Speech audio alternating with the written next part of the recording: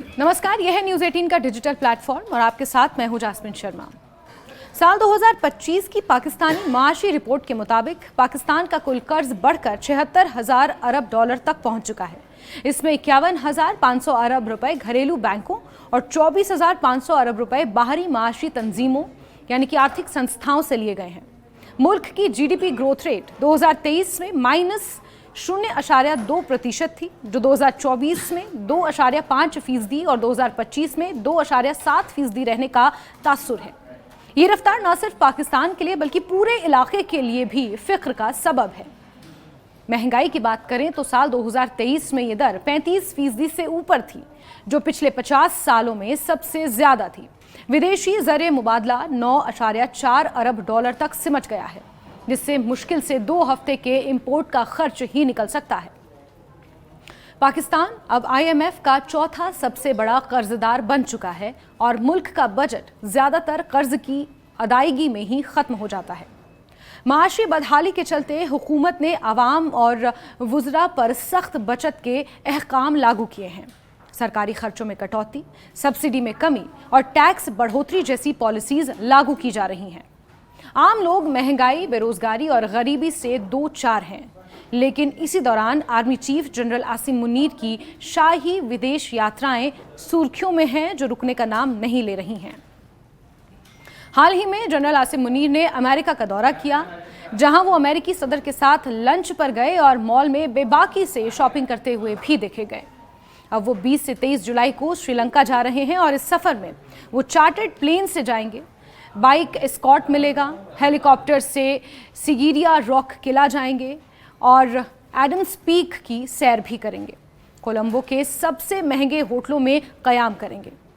इन दौरों का पूरा खर्च पाकिस्तान की आवाम के टैक्स से उठाया जा रहा है।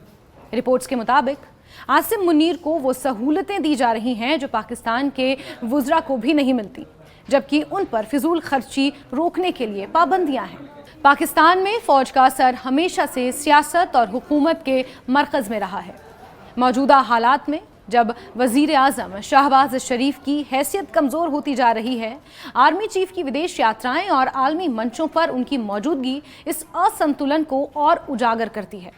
मुनीर की लगातार विदेश यात्राएं पाकिस्तान की छवि और विदेश पॉलिसी में फौज की बढ़ती दखल अंदाजी का तासुर देती हैं।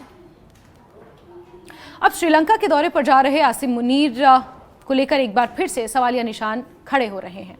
श्रीलंका के साथ पाकिस्तान के ताल्लुकात हमेशा से अहम रहे हैं। LTTE यानी liberation tigers of Tamil Eelam के खिलाफ श्रीलंका को पाकिस्तान ने न सिर्फ असलहा बल्कि ट्रेनिंग और खुफिया मालूमात भी दी थी।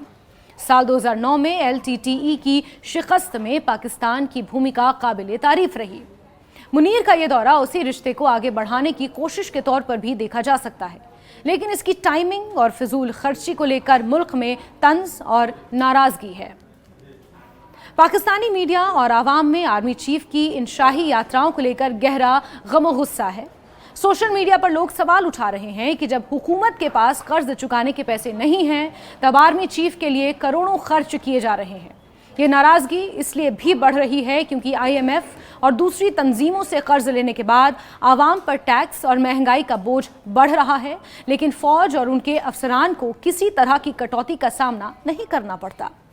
पाकिस्तान के वजीर खजाना और आलमी एजेंसियां भले ही माशी बेहतरी के दावे कर रही हों, लेकिन हकीकत यही है कि मुल्क की माशी हालत बेहद नाजुक है। हुकूमत 24 सरकारी इरादों के निजीकरण की तैयारी में है, लेकिन जब तक कर्ज का बोझ कम नहीं होता और फौज, ब्यूरोक्रेसी और सियासी तबके के फिजूल खर्ची पर लगाम नहीं लगता, तब तक आवाम को राहत मिलना नामुमकिन है। नतीजतन पाकिस्तान का मौजूदा माशी संकट न सिर्फ माली बदइंतजामी और सियासी अदम इस्तेहकाम का नतीजा है, बल्कि फौज के वर्चस्व और इख्तियारात के दुरुपयोग का भी अंजाम है। जब मुल्क की आवाम महंगाई, बेरोजगारी और मुफलिसी से जूझ रही हो, तब आर्मी चीफ का शाही अंदाज में दुनिया घूमना न सिर्फ अखलाकी तौर पर गलत है, बल्कि पाकिस्तान के जमहूरी निज़ाम, माशी वजूद और समाजी ताने बाने के लिए भी खतरनाक है।